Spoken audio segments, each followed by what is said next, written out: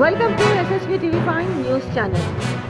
ఆల్వాల్ ఇందిరానగర్లో పాత గొడవల నేపథ్యంలో స్నేహితుల మధ్య జరిగిన ఘర్షణ, ఒకరి ప్రాణాలను బలిగొన్న ఘటన ఆల్వాల్ పోలీస్ స్టేషన్ పరిధిలో చోటు చేసుకుంది.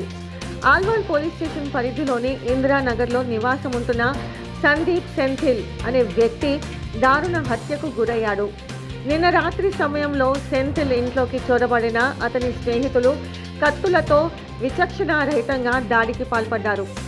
ఈ దాడిలో తీవ్రంగా గాయపడ్డ సెంథిల్ను హుటాహుటిన గాంధీ ఆసుపత్రికి తరలించగా చికిత్స పొందుతూ తెల్లవారుజామున మరణించినట్లు పోలీసులు తెలిపారు.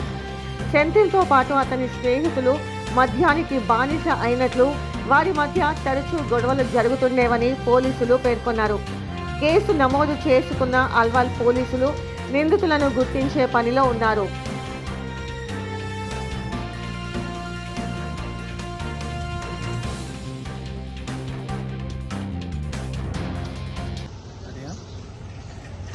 గుడ్ మార్నింగ్ అండి.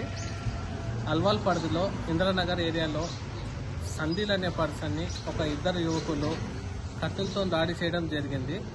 ఇట్టి విషయంలో సందీల్ అనే పర్సన్ ట్రీట్మెంట్ పొందుతూ గాంధీ హాస్పిటల్లో చనిపోవడం జరిగింది. దీనిపై కేసు నమోదు చేయడం జరిగింది. ఇన్వెస్టిగేషన్ అనేది స్టార్ట్ చేస్తామండి. మిగతా డీటెయిల్స్ ఫర్దర్ ఆఫ్టర్ ఇన్వెస్టిగేషన్ అంటే తెలియపరుస్తామండి. Thank you.